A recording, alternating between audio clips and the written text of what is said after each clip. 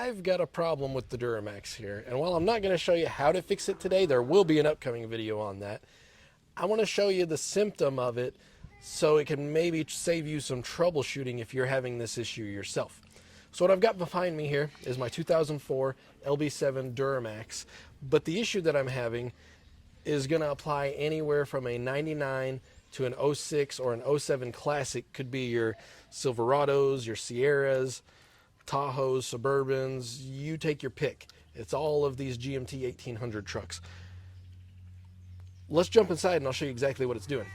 So as I was driving down the road the other day, I mean, other than this truck being 20 years old and having its beauty marks, let's call them, everything works great and fine. I don't even have dash lights on this thing.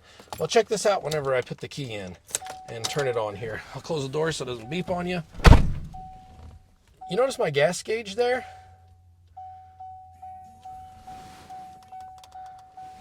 Wait, sorry, it's a Duramax. My fuel gauge, it's not a gas gauge. You notice it there, how it says empty and it says fuel level low? I was driving to my folks' place the other day and showed I had fuel in there, about half a tank, I want to say. All of a sudden the thing started dropping and it started dropping fast. I was a little bit nervous. I thought that I was losing some serious fuel somehow and I didn't know what was going on.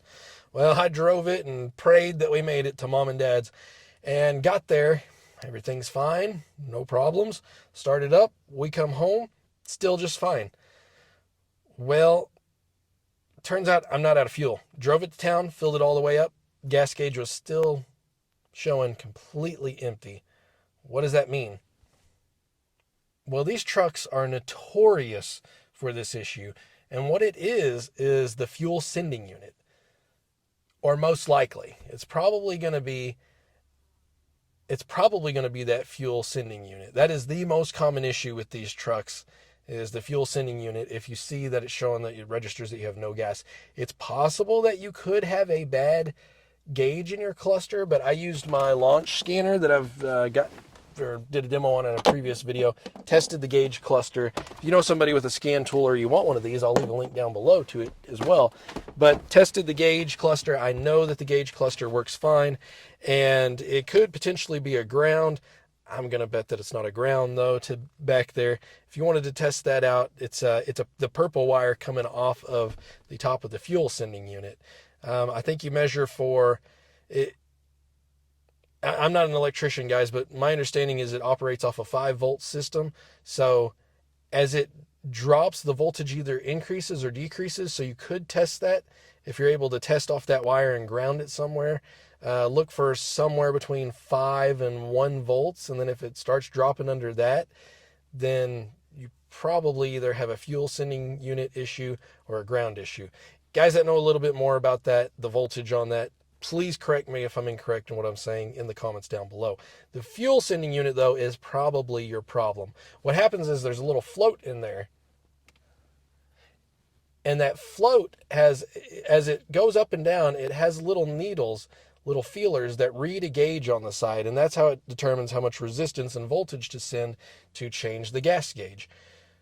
Over time, and as you can imagine, this truck being 20 plus years old and 230,000 miles now, those little feet from the feelers, they just kind of wear off or wear down or get gummed up, and that ends up being your problem. So what you have to do, while it sounds like a pain, I'll make another video to show you how to do it. What you got to do is you're going to have to either drop the fuel tank or pull the bed and change out that fuel sending unit.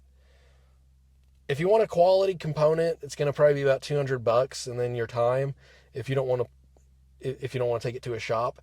I would, if you're going to get a new fuel sending unit, get a high quality one. Don't get the China cheapo, because I've done that before with a little S10, and the China cheapo was a piece of junk and left me stranded.